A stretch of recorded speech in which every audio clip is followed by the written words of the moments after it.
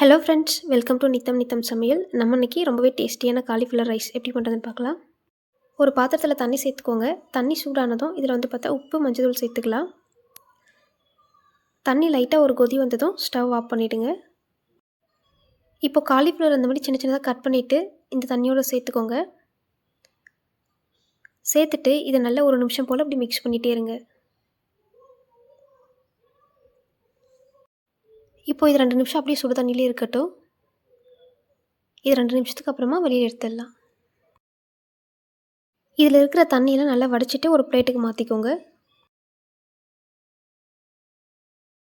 இப்போ இதில் மசாலா பொருட்களெல்லாம் சேர்த்துடலாம். 2 table spoon cornflour, 1 table spoon அரிசி மாவு, 1 டேபிள் ஸ்பூன் மிளகாய்த்தூள், 1/2 டேபிள் ஸ்பூன் காஷ்மீரி மிளகாய்த்தூள், உப்பு, 1/4 டீஸ்பூன் மஞ்சள் தூள், இஞ்சி பூண்டு பேஸ்ட் 1/2 டீஸ்பூன், கொஞ்சமாக லெமன் சேர்த்துக்கோங்க. சேர்த்துட்டு இதெல்லாம் நல்லா மிக்ஸ் பண்ணி விட்டுருங்க. இதில் 2 டேபிள் ஸ்பூன் போல் தண்ணி சேர்த்துட்டு இதை நல்லா மிக்ஸ் பண்ணி விட்டுக்கோங்க. தண்ணியை ஒட்டுக்கா சேர்த்துட வேண்டாம், அப்பப்போ சேர்த்து இதை நல்லா மிக்ஸ் பண்ணி எடுத்துக்கோங்க.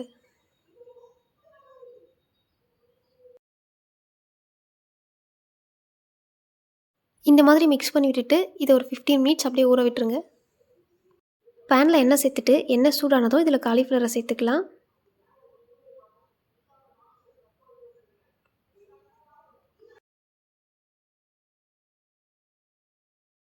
இப்போ அது அப்படியே 2 நிமிஷம் போல் நல்லா வேகட்டும். 2 நிமிஷத்துக்கு அப்புறமா இதை திருப்பி விட்டுக்கலாம்.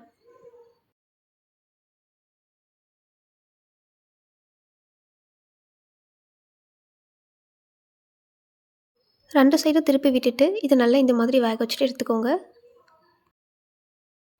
இப்போ பாருங்கள், இதெல்லாம் நல்லா சுருங்கி வெந்து வந்திருக்கு. இந்த ஸ்டேஜில் நம்ம இதை வெளியே எடுத்துடலாம்.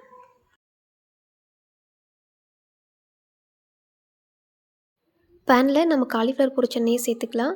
எண்ணெய் லைட்டாக சூடானதும் இதில் பீன்ஸ், நீள்வாக்கில் கட் பண்ணி வச்சுருக்க வெங்காயம், சின்ன சின்னதாக கட் பண்ண கேரட், அப்புறம் முட்டைக்கோஸ் இதெல்லாம் சேர்த்துட்டு இதை நல்லா வதக்கி விட்டுக்கோங்க. இதை 3 to 4 மினிட்ஸ் நல்லா வதக்கி எடுத்துக்கோங்க. நம்ம சேர்த்த வெஜிடபிள்ஸ் எல்லாம் இந்தளவுக்கு வதங்கி வந்ததும் இதில் 1/2 டேபிள் ஸ்பூன் மிளகாய்த்தூள், 1/2 table spoon garam masala, 1 teaspoon இஞ்சி பூண்டு பேஸ்ட்டு சேர்த்துட்டு இதை 3 நிமிஷம் போல் நல்லா வதக்கி எடுத்துக்கோங்க.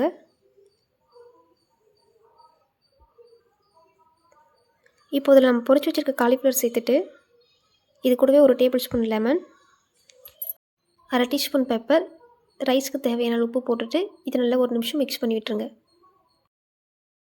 இது கூடவே கருவேப்பிலை சேர்த்துட்டு இதை நல்லா ஒரு வாட்டி மிக்ஸ் பண்ணி விட்டுக்கோங்க. இப்போ இதில் வேக வச்சுருக்க ரைஸை சேர்த்துக்கலாம்.